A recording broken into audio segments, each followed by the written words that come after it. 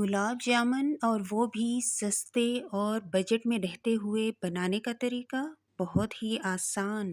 सिर्फ 6 slices bread के साथ इतने सारे गुलाब जामुन बन के तैयार कर लीजिए।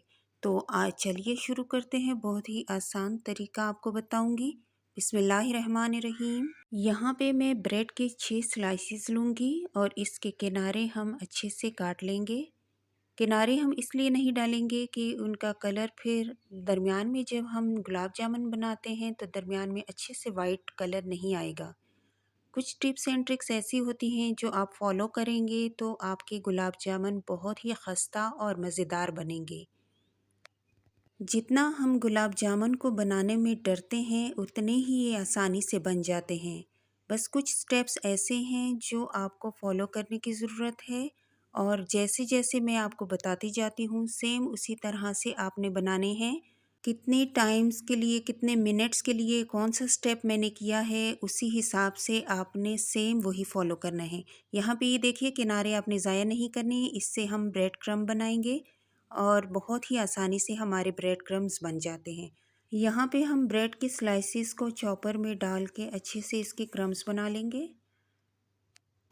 और अच्छे से इसका चूरा कर लेते हैं। इस तरह से देखिए, तो इस तरह से ये तमाम हमने इसको क्रम्स के शेप में बना लिया है। तो चलिए पहले हम शीरा बना लेते हैं। शीरे के लिए हमने 1 कप चीनी ली है और 1 ही कप इसमें पानी जाएगा। इसको अच्छे से मिला लेंगे। जितनी आपके पास चीनी होती है उतनी ही आपने पानी डालना होता है। और अब इसमें 2 इलायचियाँ जाएंगी, खोल लीजिएगा आप इनको। ये खुशबू बहुत ज़बरदस्त देते हैं। यहाँ पे half tea spoon vanilla essence डालेंगे, इससे भी बहुत ज़बरदस्त खुशबू आती है। इसको अच्छे से मिक्स कर लेते हैं। अब यहाँ पे हम ज़र्दा कलर डालेंगे, आप अपनी मर्ज़ी के हिसाब से डालिएगा, कम या ज़्यादा। इससे बहुत अच्छा कलर आएगा। और यहाँ पे शीरे को हम 5 मिनट तक अच्छे से उबालेंगे और इसमें इसको मिक्स करने के बाद 5 मिनट से भी पहले जब 2 मिनट हो जाएंगे तो उसके बाद आपने इसमें लेमन जूस डालना है, हाफ़ टी स्पून। इससे ये होता है कि हमारा शीरा जो है वो जमता नहीं है, क्रिस्टलाइज नहीं होता। यहाँ पे ये देखिए बस जस्ट चिपचिपा होना चाहिए और बस ये हमारा शीरा रेडी है। यहाँ पे हम प्यारा सा बॉल लेंगे और उसमें ये क्रम्स डाल देंगे। इनमें बहुत ही कम तादाद में चीज़ें जाएंगी। मिल्क पाउडर 1 टेबलस्पून, अगर आपके पास नहीं है तो आप मत डालिएगा। बेकिंग सोडा बिल्कुल चुटकी के बराबर बेकिंग सोडा आपने ज़्यादा नहीं डालना है। यहाँ पे मैं दूध ले रही हूँ और दूध आप कोई सा भी ले सकते हैं। मैं यहाँ पैकेट का दूध इस्तेमाल कर रही हूँ। तो इसको डालते हुए हमने अच्छे से गूंद लेना है और हाफ़ कप में हमारा अच्छे से ये गूंद के रेडी हो जाता है। यहाँ पे हाफ़ टी स्पून मैं इसमें घी शामिल करूँगी। यहाँ पर अगर आपने चीज़ों की थोड़ी सी भी गड़बड़ की और इसी मकदार में नहीं ली तो आपकी रेसिपी ख़राब हो सकती है, गुलाब जामुन आपके ख़राब हो सकते हैं। अब इसको अच्छे से उंगलियों के पोरों से हमने इसको गूंद लेना है और इसको थोड़ी देर हम रख लेंगे। अब यहाँ पे ऑयल हमने लगा लेना है दोनों हाथों पे ताकि बॉल्स बनाते हुए ये हमारे हाथों को ना चिपके। बॉल्स बनाते हुए इसको अच्छे से शेप दे देनी है। यहाँ पे ये देखिए इस तरह से एयर इसकी निकाल लेनी है और अच्छे से इसको शेप दे देनी है।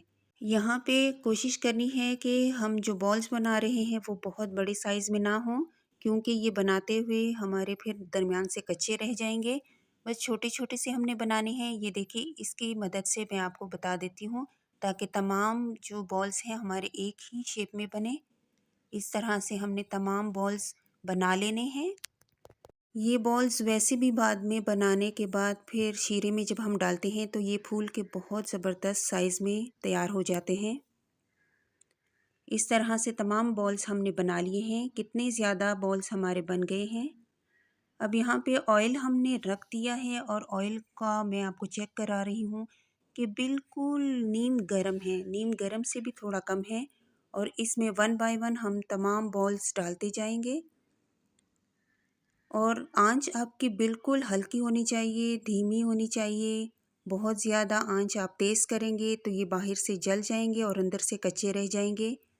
تمام بالز ہم نے ڈال دیے ہیں، اب اس کو 5 منٹ تک ہم نے ایسے ہی رکھنا ہے۔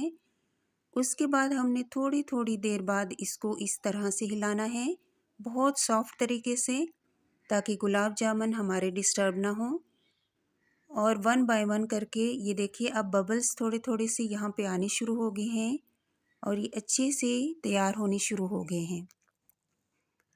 اور یہ بناتے ہوئے ہمارے 5 سے 10 منٹ ہو گئے ہیں اور بہت ہی ہلکی آنچ پہ ہم بنا رہے ہیں، بہت ہی صبر چاہیے اس کے لیے، جلد بازی آپ نے نہیں کرنی ہے۔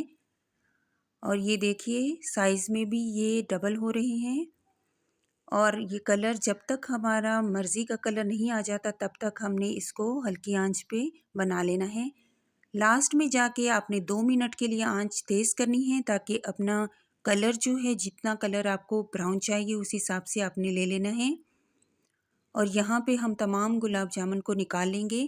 یہاں پہ آپ دیکھ سکتے ہیں کہ کچھ کریکس آئے ہوئے ہیں، لیکن آپ نے گھبرانا نہیں ہے۔ بعد میں آپ کو میں بتاتی ہوں کہ کس طرح سے یہ کریکس بالکل اس کے ختم ہو جاتے ہیں، کیونکہ آپ گھبرا جائیں گے کہ یہ کریکس ہمارے آئے ہیں اور ان کے نہیں آئے ہیں، تو سب کے کریکس آ جاتے ہیں، بہت چھوٹے چھوٹے کریکس ہوتے ہیں، یہ فل ہو جاتے ہیں۔